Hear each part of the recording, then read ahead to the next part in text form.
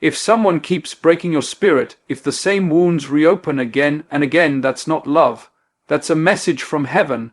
God isn't asking you to suffer endlessly for someone else's immaturity. He's telling you it's time to stop bleeding for someone who won't heal. You used to smile from the soul. Now your laughter feels borrowed. Your peace packed its bags and left a long time ago. That ain't normal. That's spiritual unrest. And when your soul loses its peace, God is speaking loud and clear. My child, this is not for you. Yes, love takes work, but it should not take your joy, your identity, or your sanity. Pain is not a prerequisite for love. If every conversation feels like combat, every moment feels like survival, that's not love, that's bondage, and God doesn't bless bondage. Sometimes we cry over what God is trying to clear. That broken relationship, that constant betrayal, maybe it's not the devil attacking, maybe it's God clearing the path for someone better, someone chosen, someone who honors you. Don't block your blessing trying to save what God is removing. Stop thinking it's your job to fix them. You are not their miracle. You are not their God. You can pray for them, love them, but you cannot carry someone who refuses to walk. God said love your neighbor. He didn't say lose yourself doing it. You've been stuck in this cycle for too long. You're calling it patience, but God is calling it delay. Not every wait is from the Lord. Some waits are warning signs. Delayed obedience is still disobedience. Don't let fear dress itself up as faith. Letting go doesn't mean giving up, it means giving it to God. You don't have to hate them. You don't have to curse them. But you do have to free yourself, because when you finally take your hands off, God can put his on it. So I'll say it plain. Stop chasing people who keep running from you. Stop investing in someone who's bankrupt in love. Stop calling it loyalty when it's really just fear. God is not in confusion. God is not in chaos. God is in clarity, and when God tells you to give up on someone, it's not to break you, it's to build you, to elevate you, to heal you, because your destiny is too great, your calling too high, and your time too precious to waste on someone who doesn't see the value of your soul. So today, listen, obey, and let go, because when you give it to God, that's when your real healing begins. If someone keeps breaking your spirit, if the same hurt repeats like a song stuck on replay, that's not a test of your loyalty. It's a message from above.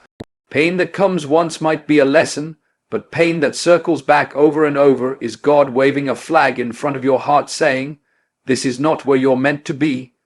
We often confuse endurance with purpose. We think, if I just love harder, if I just hang in there longer, maybe they'll change. But God never called you to be anyone's punching bag in the name of love. Repeated pain is not growth. It's erosions, slowly wearing down your worth, your light, your voice. God doesn't use destruction to teach devotion. And if every time you try to rise, they pull you back down, then it's not love. It's a spiritual anchor dragging you beneath.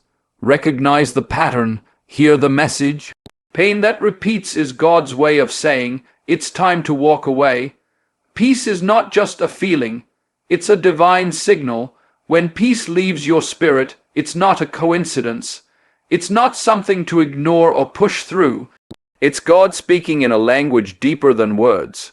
You used to feel calm in their presence, but now your heart races with anxiety. You used to sleep soundly, now you toss and turn with worry.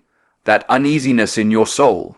That's not just emotional distress, it's spiritual discomfort. God isn't in noise, he isn't in drama. He's in stillness, in calm, in clarity. When your life starts feeling like a storm every time that person enters it, you have to ask yourself, did God send this, or am I holding on to something he's trying to remove? Don't get so used to the chaos that you forget what peace feels like. God leads by peace, not confusion, and if peace has packed its bags and left, it's time to pay attention. God may be telling you to do the same. Love is meant to lift, not crush. It's not supposed to leave you constantly questioning your worth or walking on eggshells to keep the peace. Yes, love takes effort. Yes, relationships go through rough seasons, but if the hurt is consistent and the healing is rare, that's not love. That's emotional wear and tear. Love should not make you feel small, silenced, or broken. If every word you speak starts a fight, if every truth you share is twisted into blame, that's not love growing. It's love decaying. God is love, and his love is patient, kind, and safe. Real love doesn't bruise your spirit to prove a point. It doesn't manipulate, control, or punish. If you're constantly sacrificing your mental health just to keep someone around, it's time to be honest. That's not love, that's survival. And God did not create you to survive love. He created you to thrive in it. Stop confusing struggle with loyalty. Healthy love should feel like home, not like a battlefield.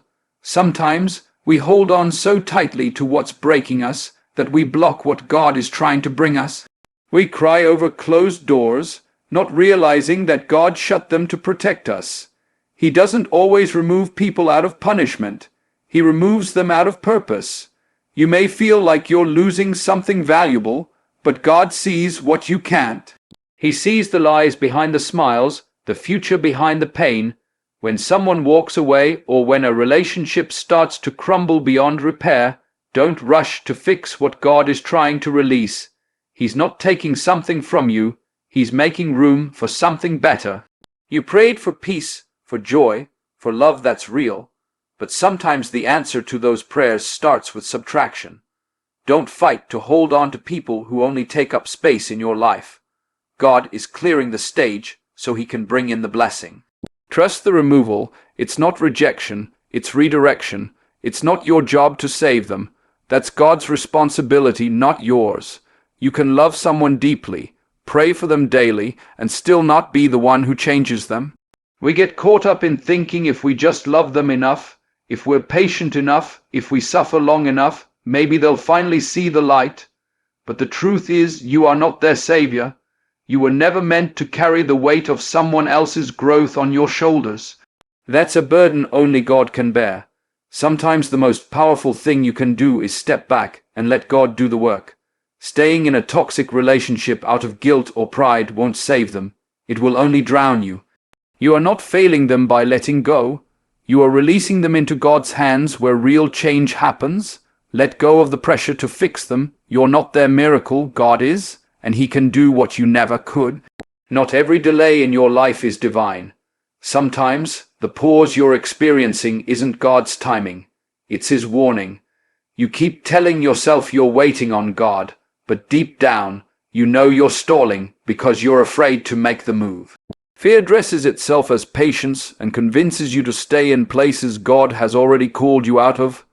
You say you're giving it time, but how much time do you need to realize you're stuck in a cycle, not a season?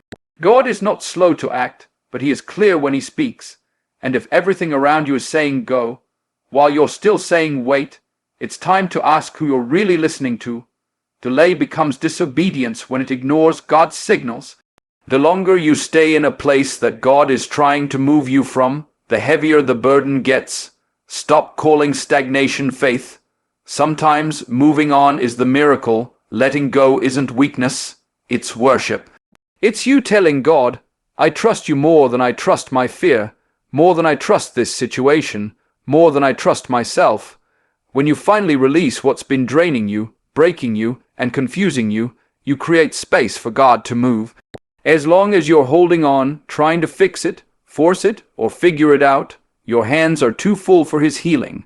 Sometimes God waits for us to surrender before he steps in. You've tried everything.